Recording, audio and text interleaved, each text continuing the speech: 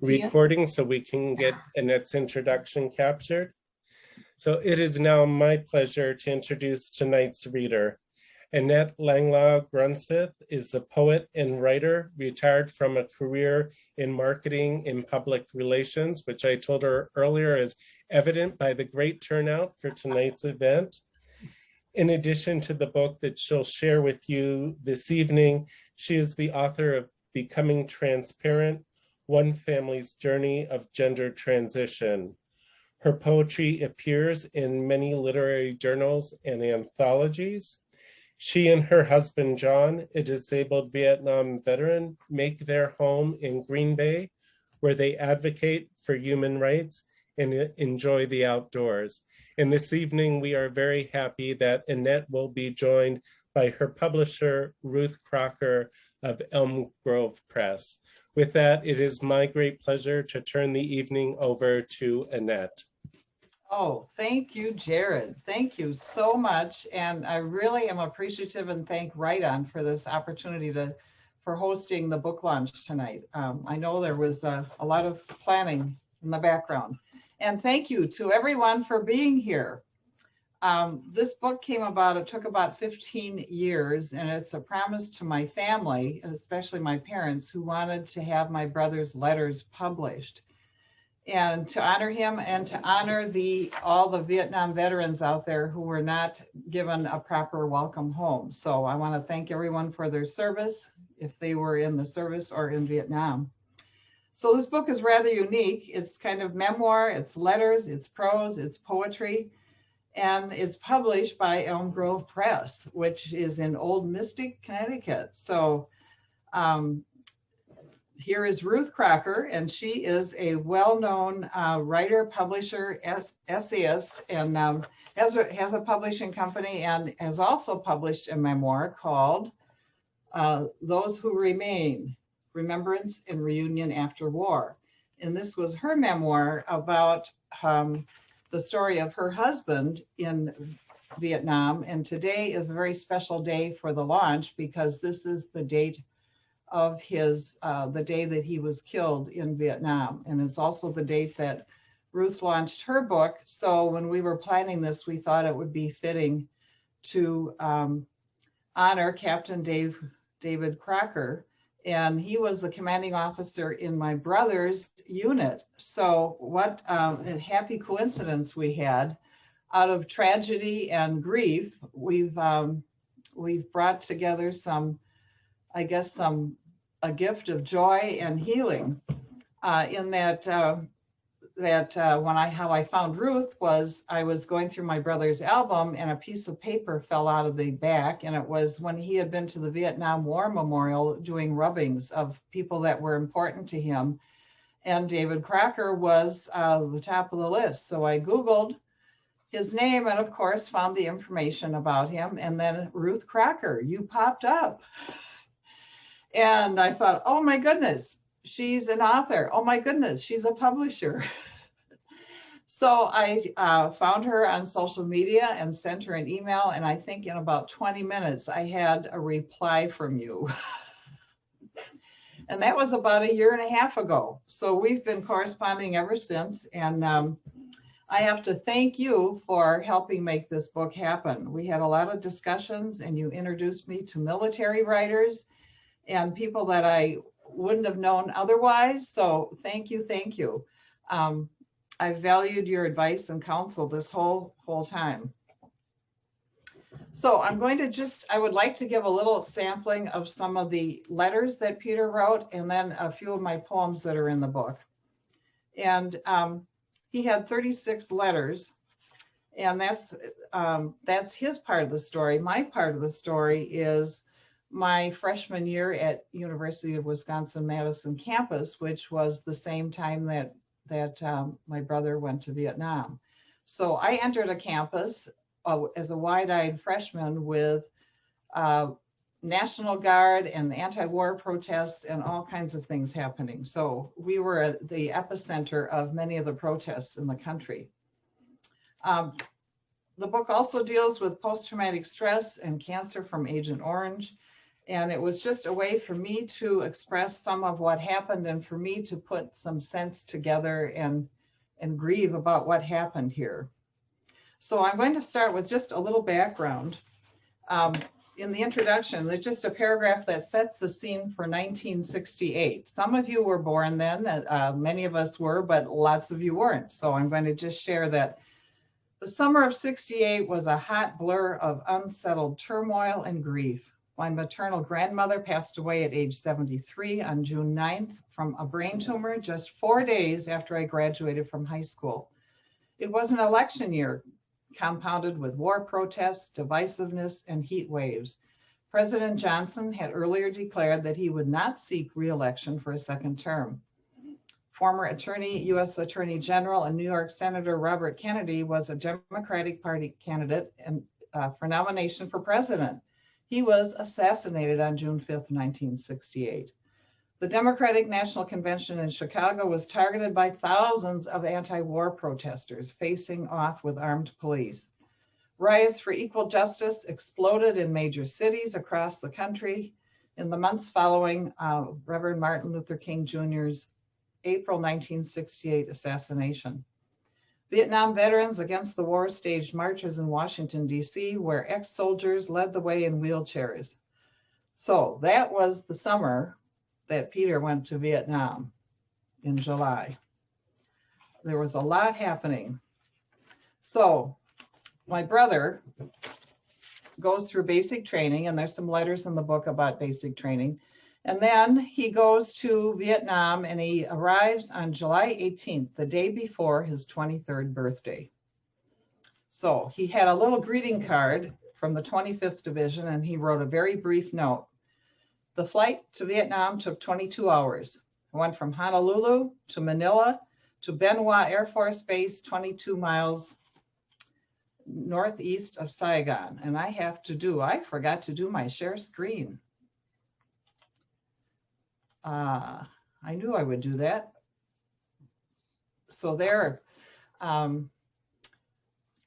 here we are. Oh, I meant to say the book is dedicated to my brother and to my parents, Al and Betty Langwise.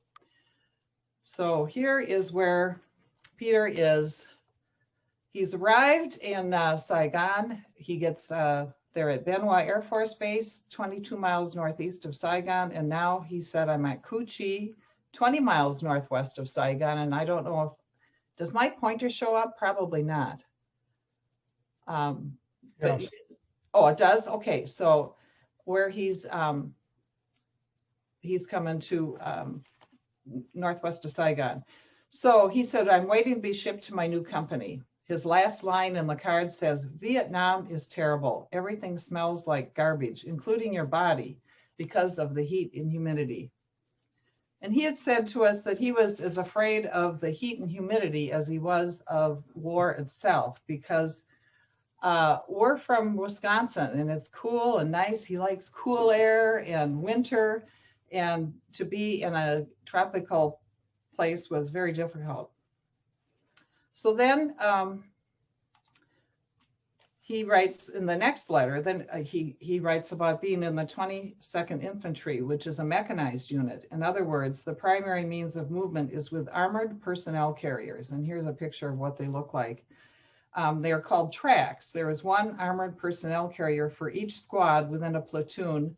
So in one company, there are 16 armored personnel carriers, each with 50 caliber machine guns and 2 M60s. Everyone but the driver rides on top of the armored personnel carrier because the inside area gets completely blown to hell if the track hits a mine in the road. The track also serves as a squad's house. We sleep 8 men in our track at extreme close quarters. And you can see in extreme close quarters, hammocks and ammo cans are the best, make the best beds. So then he talks about going out. They would go out on sweeps like this. So here you have like the 16 tracks lined up, and he goes, last night I was on ambush patrol in the rain. More than likely each night is spent sitting out in the boondocks and getting soaked. We can't use ponchos because they reflect light and are noisy. This might give away our position, so we just wear jungle fatigues and no underwear. Helps you dry out faster. At any rate, last night it was pouring like hell, so the patrol leader decided to set up the ambush in a Vietnamese hooch. That's a thatched house the locals call home. The people who lived there set up sleeping platforms for most of us and were very helpful and friendly. I spent the night behind a machine gun set up in the front doorway. Our logger site is in the rice paddy, so you can imagine how muddy it is. The children are around all day trading soda and ice for chop-chop sea rations. A few enterprising girls have set up a boom-boom house outside the perimeter. However, the CO threatens an instant court-martial for anyone he catches there. So I'm going to switch to a poem here. And it kind of signifies how we grew up, because it's called Pears. And it really tells about it. When we were growing up in the late 1950s and early 1960s, boys played war games and girls played house. So here is a poem that kind of describes how Peter was prepared for war. Pears. Growing up in the shadow of World War II, my brother grabs a pear from the green stamp fruit bowl. He pulls the stem out with his teeth and pretends to throw it, making hand grenade blasting sounds. He arranges green army men on the floor for attack and retreat, plays war games in a foxhole dug into the empty lot next door. As a Boy Scout, he learns survival, camping out on weekend bivouacs. With Dad, he hunts pheasant, partridge, and sometimes deer. He becomes a good shot. Like his father, uncle, and grandfather, he grows up to serve in the military. His draft number comes up at college graduation, 1967. After basic training, he flies off to Vietnam. They have no reindeer for monsoon season. My parents buy a rain suit and mail it to him. His letters tell of living in a track as they sweep the jungle, roll through rice paddies, dodging snipers and ambushes. Scouting and hunting skills keep him alive in that jungle. He tells me, "You have it easy because you're a girl. You weren't forced into war or that kind of fear." Well, maybe I have it easier, but whenever I eat a pear, I feel his burden. My guilt ignites as the taste of pear explodes in my mouth.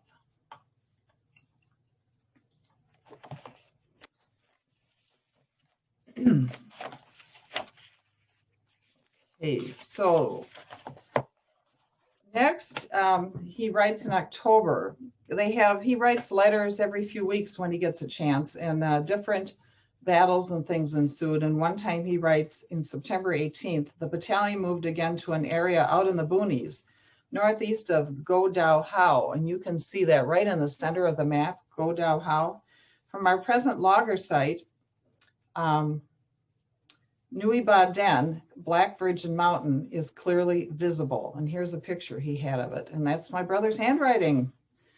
The landmark, you may recall from news reports, is very close to Tay Ninh, an area that is literally infested with VC and North Vietnamese. We had to build bunkers and string rolls of concertina wire around our position. Filling sandbags for bunkers is especially tough work, and the hot Vietnam sun is absolutely relentless. So they go on a mission, and here's kind of what a mission would look like. They're all on their tracks and getting ready to go out.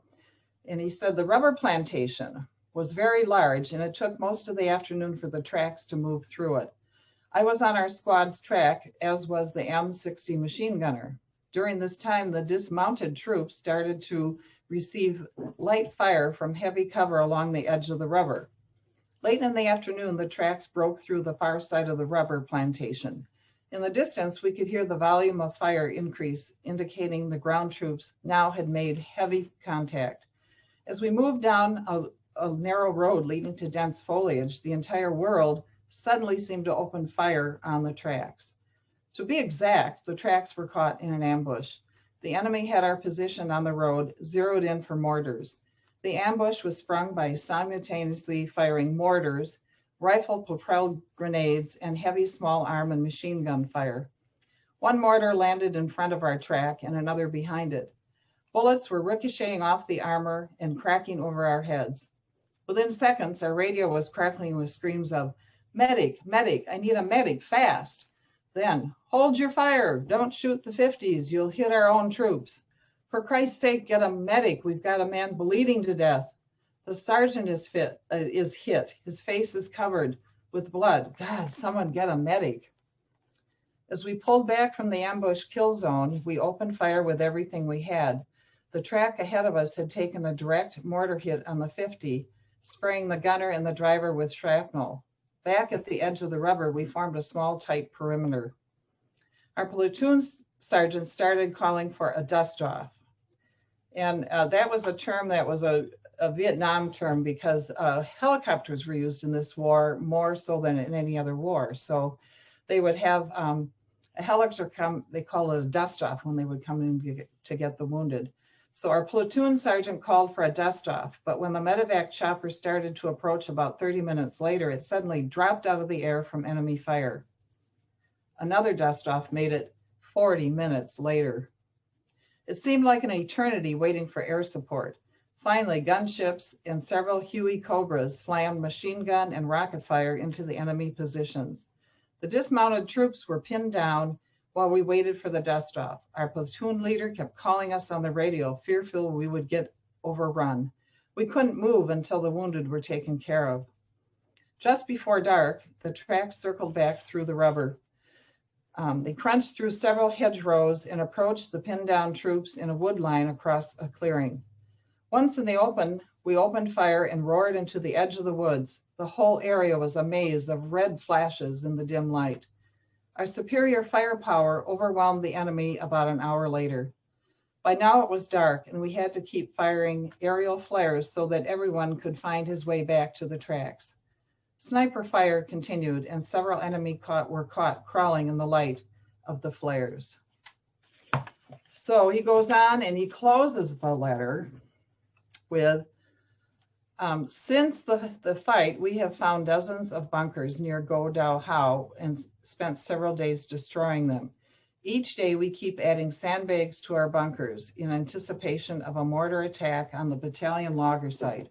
Everyone is tense and dog-tired. The sun burns daily and torrents of rain make the landscape muddier every night. This is Vietnam at present, a muddy, stinking hell.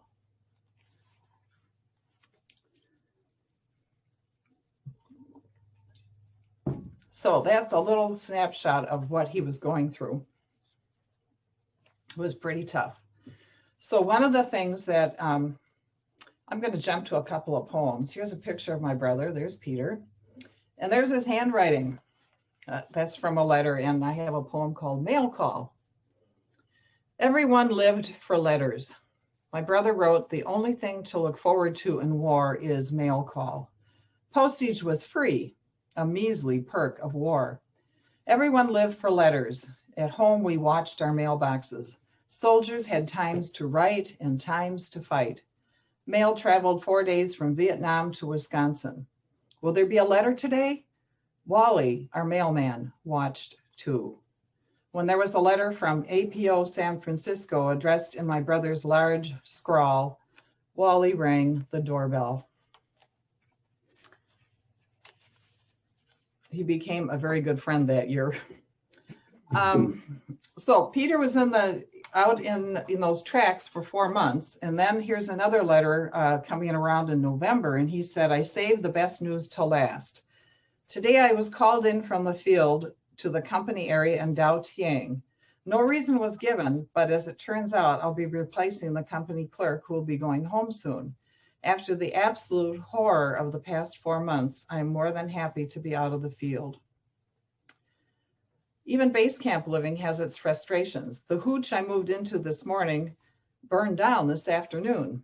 Luckily, I was able to salvage most of my belongings. I lost some dirty fatigues and boots that should have been burned long ago. And here's a picture of base camp in Dao Tiang, and that's in the central part of the northern half of Vietnam.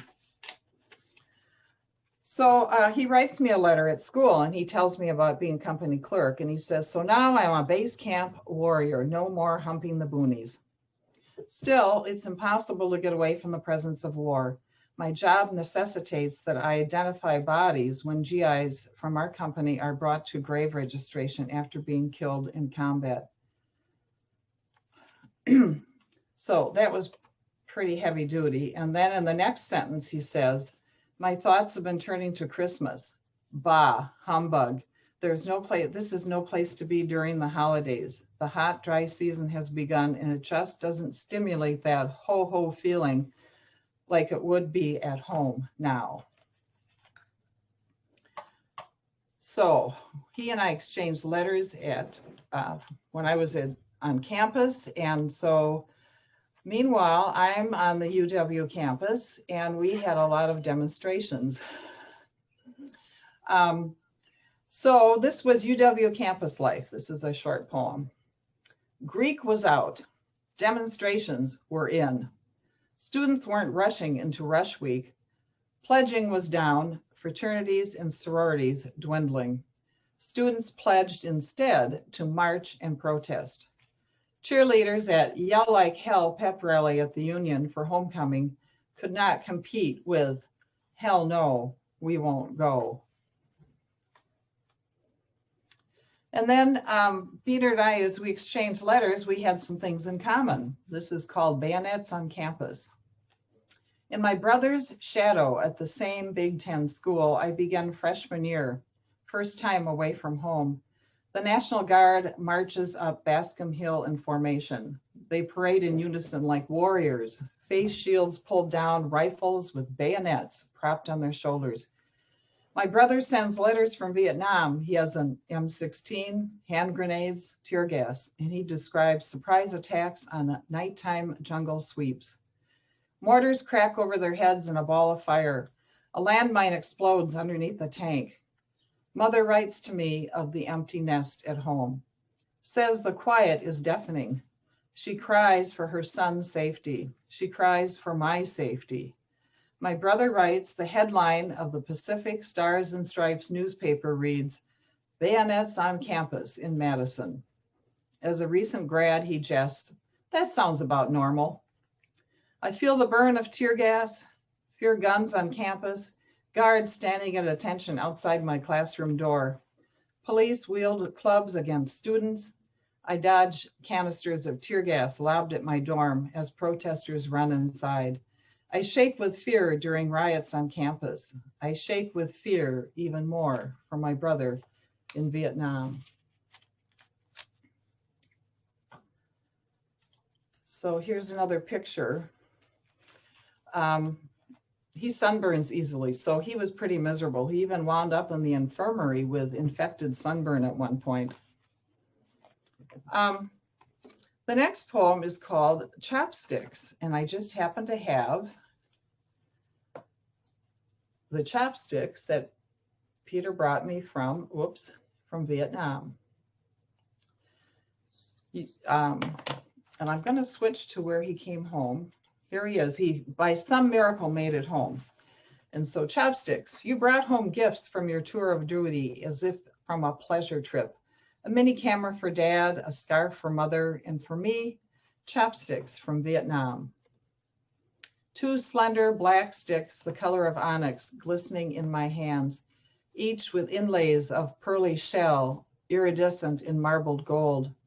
They made beautiful tools for eating, people forced into famine, their food defoliated by war. You choked back that year of jungle sweeps and body bags, all of it hard to stomach. But you managed to forage a few gifts, bringing me jeweled chopsticks, tools of sustenance, a souvenir of your survival.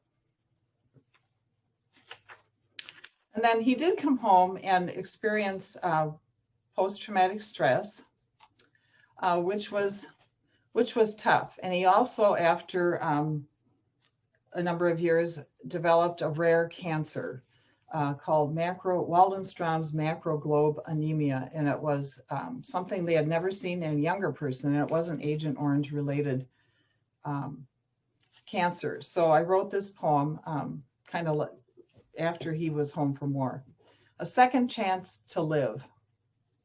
A foxhole saved you in Vietnam on that miserably hot, humid night. You told us how your buddies opted to sleep above ground to escape the stifling heat in that bunker. The mortar landed on top of them, but the depth of that foxhole saved you. The blast blowing you into the wall. You came home, they didn't. Partly deaf from ruptured eardrums and shrapnel peppered in your flesh. You were given a second chance to marry, have children, become a husband and dad, to be a news reporter and a public relations pro. It was a good second life with family, some skiing, sailing, a little camping thrown in. It would have been happily ever after, except for buried anger, your knotted silence in those cancer cells burning bright orange. So at this point, that gives you a sampling of the book. And I would like to, I'm going to stop the share here. I would like to close with another poem at the end, but I thought let's have a discussion here. I know we have a variety of people. We have Peter's family here, his children. I think we have some Vietnam veterans. So does anybody have questions at this point that they'd like to ask about the book or their experiences?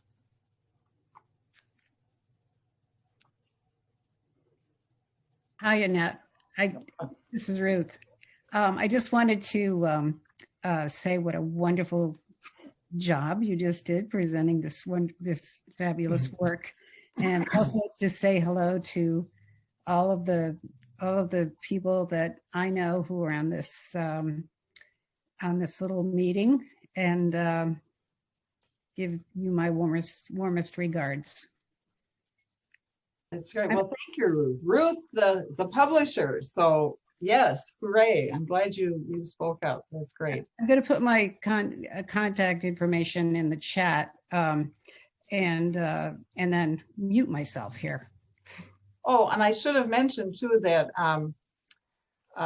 Ruth has a website which she's going to put in, and then it's elmgrovepress.org, and then she has her own website that is ruthcracker.com, and where her books are available, and also mine. And then I have my own website too, AnnetteGrunseth.com.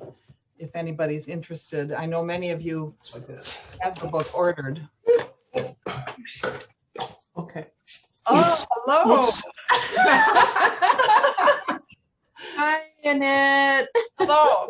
This is Jan, Barber, and Rob. Your cousins are here. Okay. Cousin. I would just like to make a comment, if I could. Yes, please.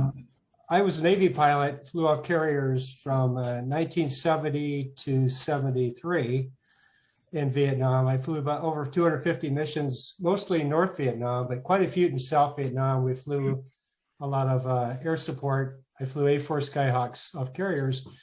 And I would just like to say that we were considered some heroes on the war, flying jets and looking pretty cool. But we came back to the carrier every night to a hot meal and in a movie that we'd seen 5 times, but we still really enjoyed it.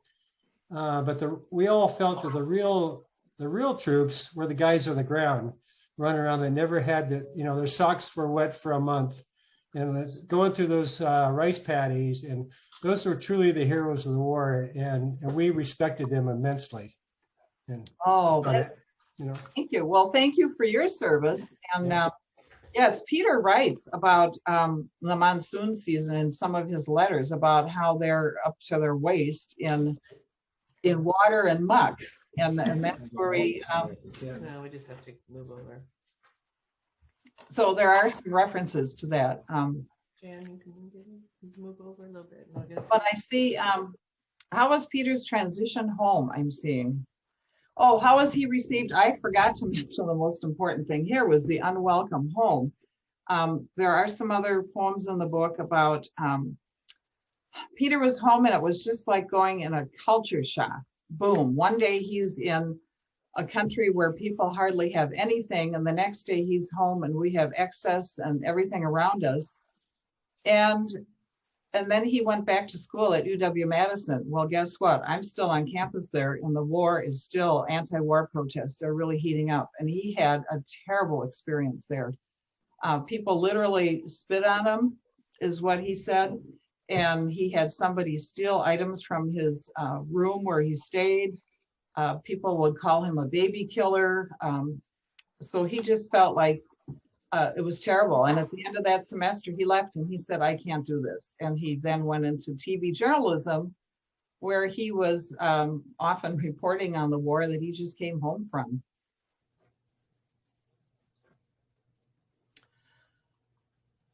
So any, do we have some other? I'm joking. I'm just listening to her.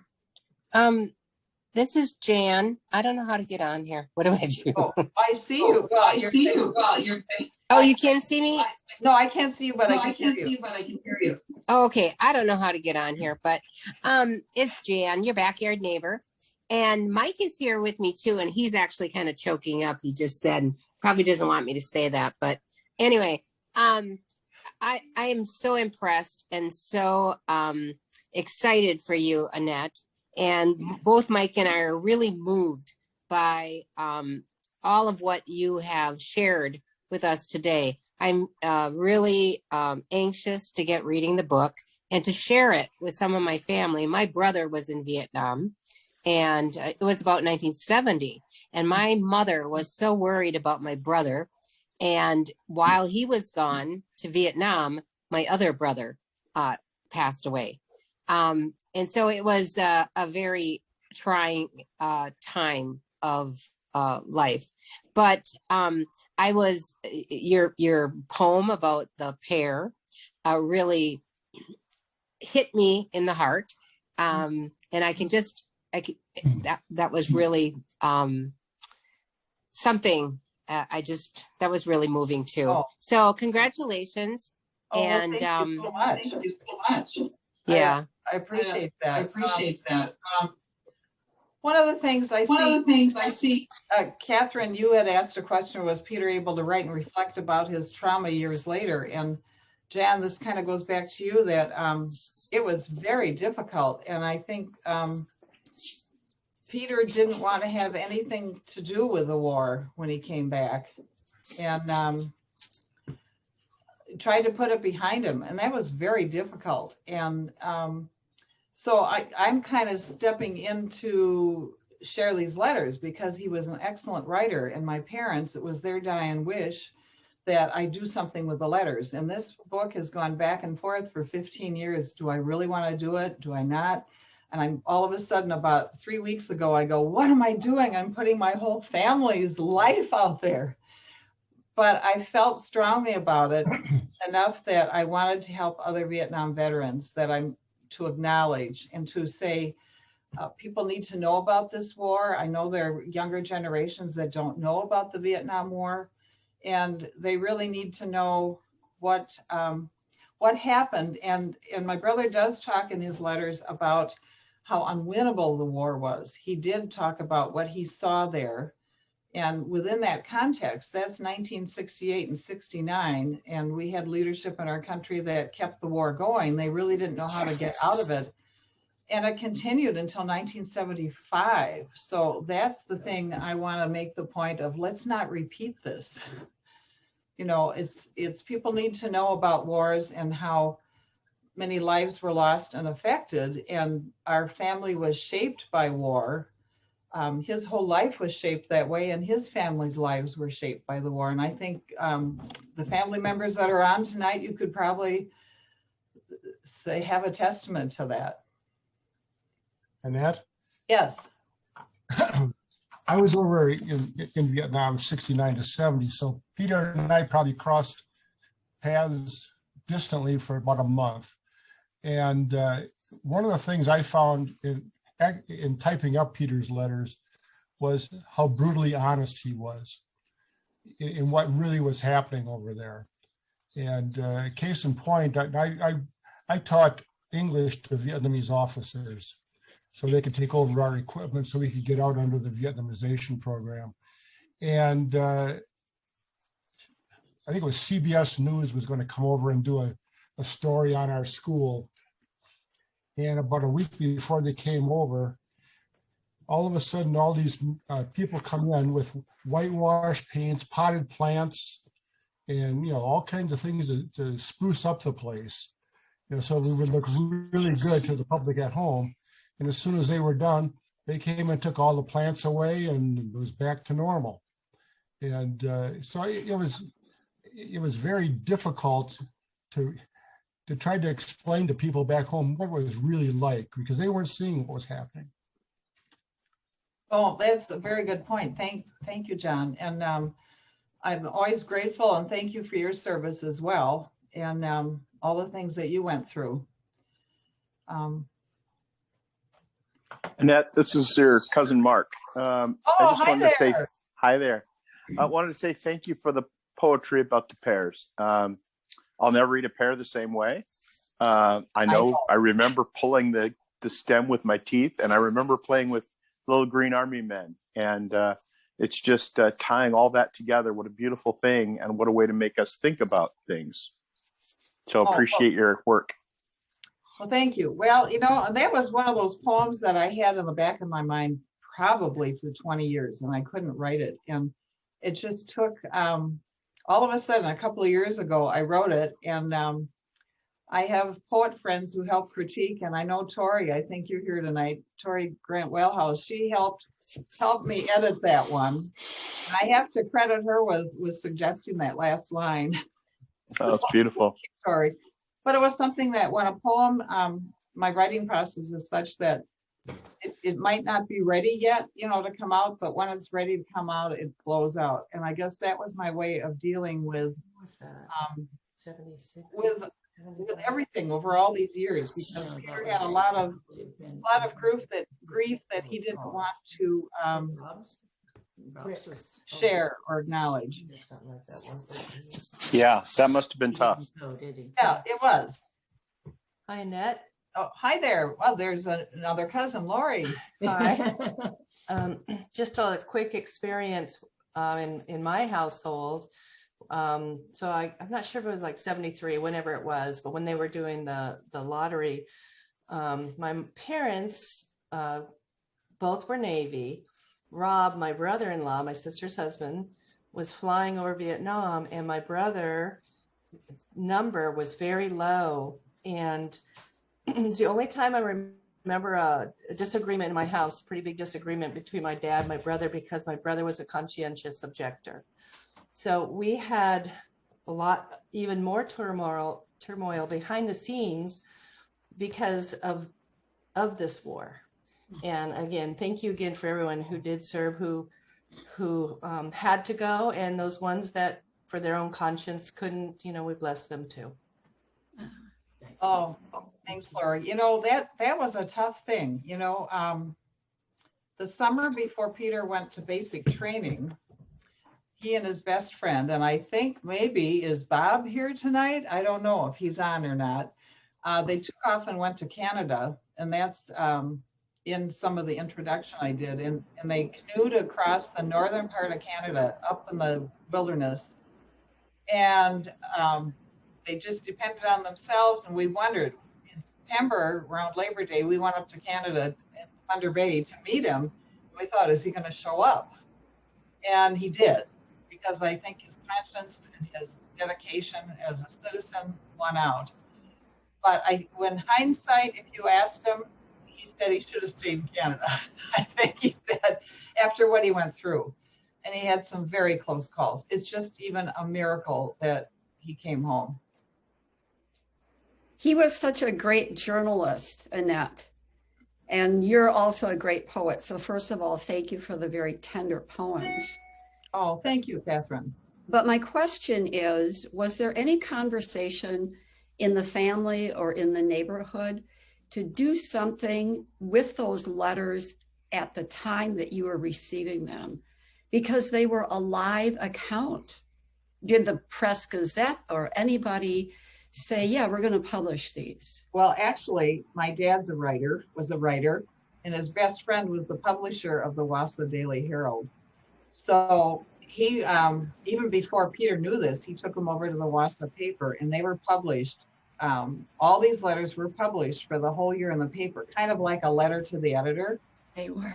And there was this huge following in Wausau of Peter, because a lot of parents had sons over in the war, but they weren't communicating or writing home. So then Peter would say, then once he knew, then he goes, oh, the letters are going in the paper. He started writing them a little differently. He said, well, do you want to know what the peace treaty, the peace talks did here? Do you want to know what, they were having these talks going on? And he said, here's what happened here. And they just got raided and bombed and ambushed.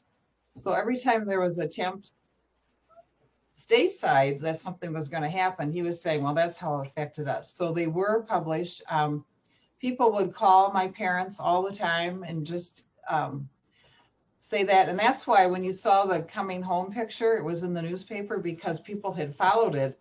And now there was kind of an interesting story that went with that, because he was scheduled to come in, and we had a little municipal airport in Wausau that was literally kind of across the street from our house, a couple blocks away. So we were all waiting at the airport for him, standing out front. And this is the old days where it would come in and you go down the stairs. And all of a sudden, Peter comes in the back door of the airport, and we're going, what? Why aren't you here? Well, it turns out he ran into our next door neighbors in Chicago at O'Hare, and he's coming home, and his connecting flight was going to take longer than it would take to drive. So they drove him. And literally we're waiting for the plane. It's not here yet. And he walks in the back door with our neighbors.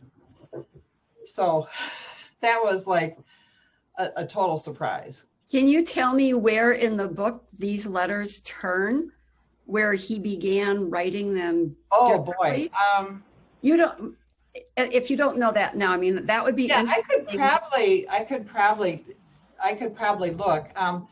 The other thing that happened is because my parents' best friends were part of the newspaper, one of the people had sent extra copies, and they mailed them to Vietnam. So when Peter's in Vietnam in his unit, and he's the company clerk, and Ruth's husband is the commanding officer, well, these newspapers are arriving. And he would say in some of the letters, he was remarking, everybody was so excited to read these letters, or to see that they got some publicity, that they were heard. I think that was the main thing, that their situation was heard.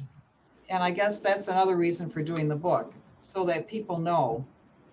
Did the Associated Press pick it up? They didn't. And so then all these years, my parents kept these letters in the safe deposit box. And my mother kept saying, these are really important. These are first person history. And so I kept hearing that over and over. And so then it was always in the back of my mind. And at the time, Peter did not, I would say, Peter, don't you want to publish these letters into a book? You need to do a book. And he just didn't, it was just too hard. It was too raw for him to go back to it. So he passed away, sadly, in 2004. And so then I thought, well, maybe I can do some, that's when I really started thinking about, maybe I can do something with his letters. And then when my mother passed away in 2011, literally her dying wish was do something with the letters, get them published. So, and that story, how that even came out, we got the letters out, and John was tremendous to help type them up. And it was a 58-page manuscript. And I sent it to a press, the University of Wisconsin Press, and they said, oh, okay. And then I mentioned that I'd been on campus. They said, we would like your half of the story. Well, that took me about 5 or 6 years to figure out, well, I don't write prose, I write poetry. So then I started thinking about poems and doing that, and then adding to it. So then by the time I got back to the University Press, they had changed editors several times, and they were going, well, they almost published it. And then they said, we're not sure about the poetry. So shame on them.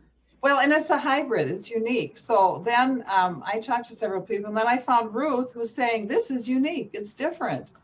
It's a memoir, it's poetry, it's letters. Let's do something with it. So that's how it came about. It was a very long process, and one that I felt, now that my parents and Peter are gone, that I could publish, that I felt like that it was okay. I don't know, what would Peter think of this?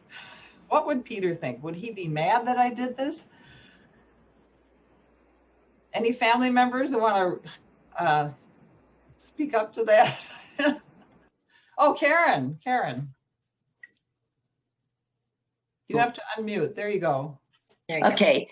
I think that initially he might have been upset, but I lived through the first part of it when he was just, all this was coming back, and the Afghan hostages, when they came home, was the big thing that really set him off. And I think this presentation is wonderful, Netter, because I think it's going to help a lot of guys to look at their own experiences and maybe talk and share. Peter didn't want to talk about it a lot, but it did come up a lot, and it had a definite profound effect on him. And that we know. Yeah. There were casualties of war in Vietnam that happened right away, and then there are casualties that came home. And then just it keeps going on and on, because he was not the same person when he came home. He didn't have the same light. He had a sense of humor, but it was a little different when he came home. I always felt pretty guilty about it. This is Eric Upsall. I live in McFarland, and I was in Triple Deuce in '68. I was a platoon leader, and Crocker sounds very familiar. Langlois sounds. I'm originally from Thiensville, and now I live in McFarland, and I'm a retired Army officer. But what company was Peter in, and Captain Crocker? Oh, Alpha Company. Okay. I spent my first 3 months in Alpha Company, and I went up to, that was in September, October, November of '67. I transferred within the battalion to Headquarters Company, and I had the recon platoon. We had 10 tracks and 40 guys. And I spent most of my time online. And in July, is that when Captain Crocker, June or July? July, I think, right? What, Dave Ruth? Crocker? Anyway, I was in Vietnam. I was in the battalion at that time.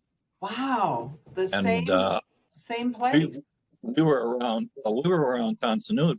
We had, after Tet, most of the battalion was called down to secure the Tonsanut Air Base, but some of the battalion was still up north at Skodaha and Tay Ninh and Dao Chiang. My home base was Dao Chiang, and Nui Ba Din was right there.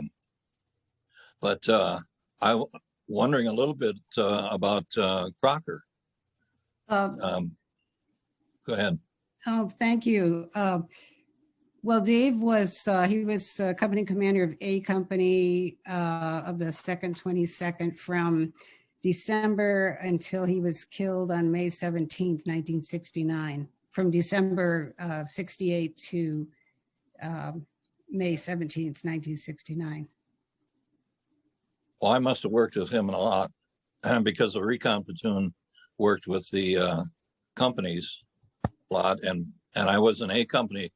Our commander was a black guy and started with C as well.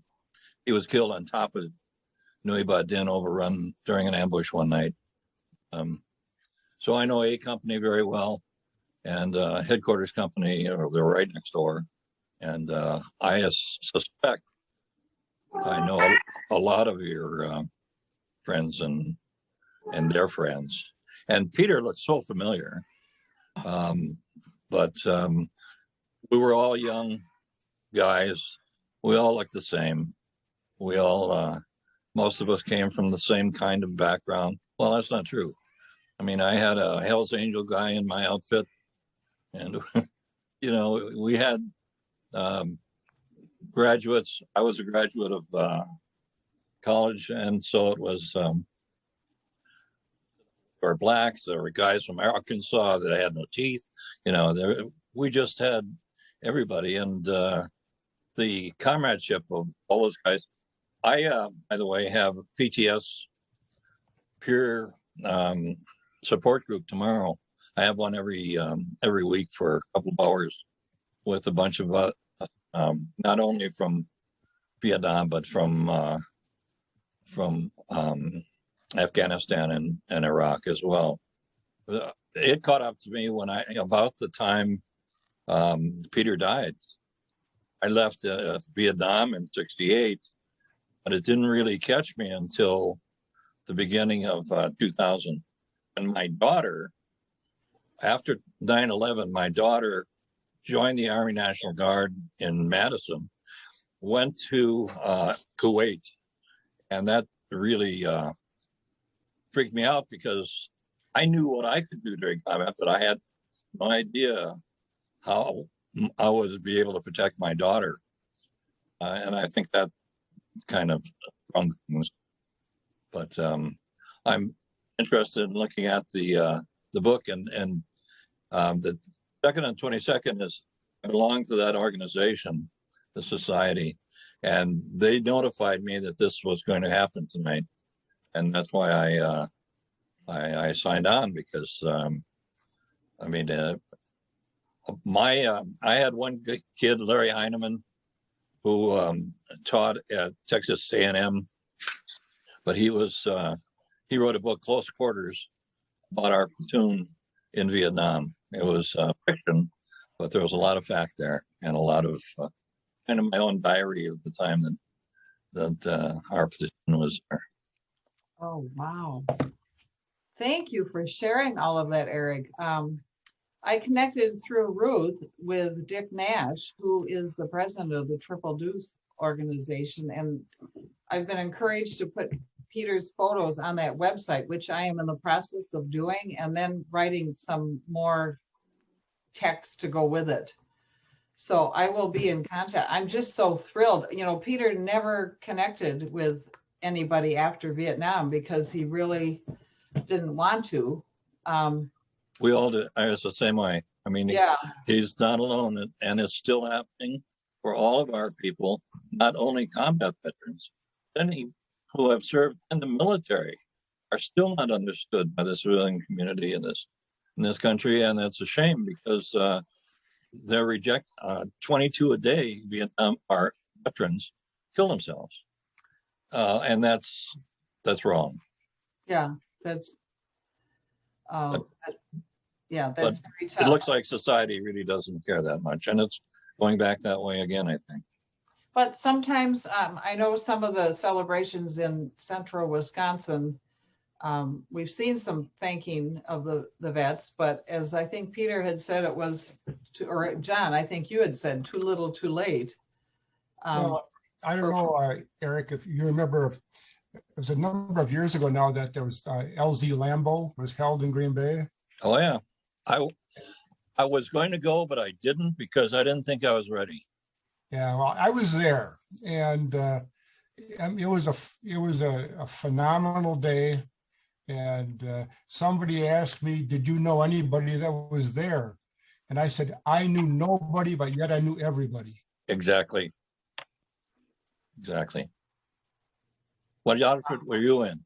I was in the Air Force, and I was a special group of people that was recruited by Nixon for the Vietnamization program. And we were the only Air Force outfit to wear the MAC-V patch. So we worked for the Army, but we were all Air Force. Were you spooks? No. Okay. No. We were in language instructors. Okay. Oh, I see. At that LZ Lambeau event, it was in May of 2010. They covered the parking lot at Lambeau Field with a huge like canvas. Now, Bob, I see down here nodding, and you could mark on the map where you had been. So I wrote for Peter in Dao Tiang and Tay Ninh. I went to those spots on that map and I wrote his name and the dates he was there. And so I see Bob, you're nodding. Were you there too? Oh, you're muted. Can you unmute? I went to that event with my best friend and he was there and he flew helicopters. And so we walked around the map and he was showing us where he was and that type of thing. So it was interesting because I connected with people with the Wisconsin Veterans Museum and also and some others. And I had mentioned I had these letters and they said, oh, we would like to have you donate those letters to the museum. And I said, well, I will do that one day, but maybe. And I said, but first I want to write a book. And then that was another nudge in 2010 saying, you know what, maybe I should do this book. Now, 2010, that was a long time ago. So it just kept needling me. I have to say, yeah. Oh, hi. Oh, Kathleen Rogers. Hi, I'm tuning in here from North Texas. Thank you for the invitation. I met Ruth in 2019 in Albuquerque at the Military Writers Society of America conference. And Annette, you've joined, correct? Oh, I've joined, yes. You submitted your book. I don't know if you've done this, but you can also maybe do a write-up and submit the write-up about the book to the MWSA Dispatches magazine.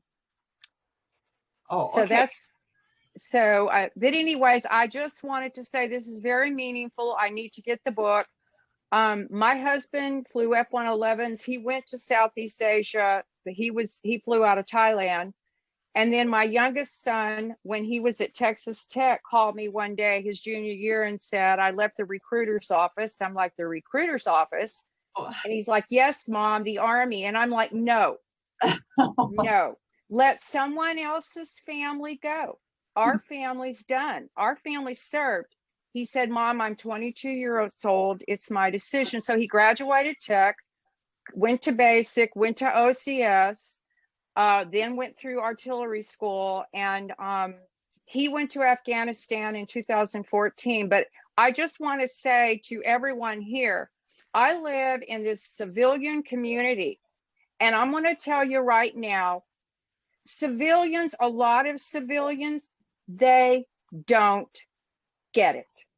And so any books, the more military families or veterans write, and Annette, your book is very important, what you've done. And it sounds to me like it's got a lot of texture between the letters and the poetry. I think that's wonderful. And anyways, I just wanted to say, thank you for the invitation. You know, we can never, we have to keep speaking out and get our military in the mainstream of society because they're not. And you know, we've been in Afghanistan, what, 20 years? There are people that drive around this country now that are clueless and they don't understand service and sacrifice. So thank you. Oh, well, thank you for making that statement, Kathleen, because I think that gives me the motivation to keep getting it out there and sharing the message. And I have just, you mentioned Dispatches magazine. I have had 3 of my poems in there over the last maybe 6 months. So go back to like December. Pears was just in the spring issue, and the January issue, I had another one in there. So go back and look. I did read Pears in it. Oh my gosh, no wonder it seemed familiar. I did. But anyway, I will submit another write-up because I'll do what I can. And I guess I'll try to get out. That kind of leads into a segue that just locally in this Saturday, I'm going to be at our local independent bookstore downtown Green Bay doing the very first in-person reading in a year and a half. So we're going to do it out on the City Deck Landing, which is a patio area next to the City Deck, Saturday morning, 11 o'clock. And I've done a podcast with Door County, Peninsula Pulse, and Wisconsin Public Radio out of Wausau, my hometown. I sent a news release saying, you know, local people release book on the war. And so WPR has invited the Wisconsin Veterans Museum and me to do a 1-hour live call-in show on May 28th. So I am thrilled to be able to do that. it'll be aired in north central Wisconsin. It's called Route 51. So Jan, you're on and you're in that area. Maybe you'll hear it. I'm hoping I can get a recording and then we can spread it around. The Wisconsin Veterans Museum told me that they were very interested. They're reading the book right now, and they said they might do some interviews and podcasts and things. So I'm looking forward to that. So thank you for the encouragement. I'll keep it up. I should add one other thing about my mother. The reason, you know, we talk about parents being so hysterical. She was a WAC. My dad was in the military also, and her brother was in the Air Force and was lost over the Pacific in 1945 and never came home.